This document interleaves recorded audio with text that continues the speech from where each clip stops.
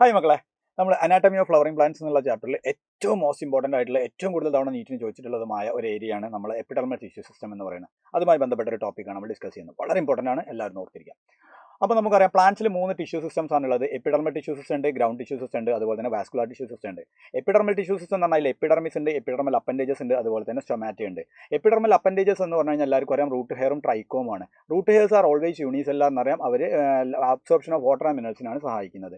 ട്രൈക്കോം എന്ന് പറഞ്ഞു കഴിഞ്ഞാൽ യൂഷ്വലി അവർ മൾട്ടിസെല്ലാർ ആണ്, prevent the loss of water due to transpiration ആണ് അവരുടെ ഫംഗ്ഷൻ എന്ന് പറയുന്നത്.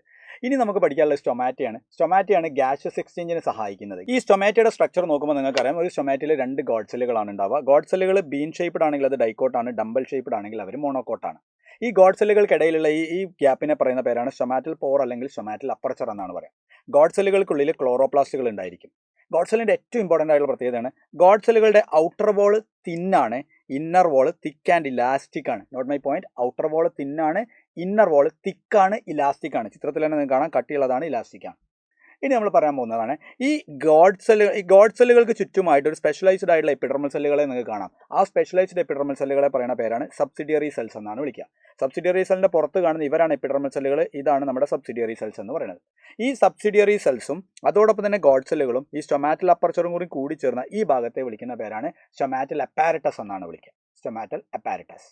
സ്റ്റൊമാറ്റകൾ മോണോകോട്ട് ലീഫിലും ഡൈക്കോട്ട് ലീഫിലും എങ്ങനെ കാണാമെന്നും കൂടി പഠിക്കാം. മോണോകോട്ട് ലീഫിൽ അപ്പർ എപ്പിഡെർമിസിലും ലോവർ എപ്പിഡെർമിസിലും ഈക്വൽ നമ്പർ ഓഫ് സ്റ്റൊമാറ്റയാണ് ഉണ്ടായിരിക്കുക. എന്നാൽ ഡൈക്കോട്ടുകളിൽ more number of stomata present at the lower epidermis എല്ലാവർക്കും അറിയാം. അങ്ങനെയാണെങ്കിൽ സ്റ്റൊമാറ്റയുമായി ബന്ധപ്പെട്ട എല്ലാ ചോദ്യങ്ങളും നിങ്ങൾക്ക് മനസ്സിലായിട്ടുണ്ടാവും. എങ്കിൽ ഈ ക്വസ്റ്റ്യൻ ഒന്ന് പെട്ടെന്ന് വായിച്ചിട്ട് മക്കൾ ഇപ്പോൾ തന്നെ ആൻസർ ചെയ്യണം. താങ്ക്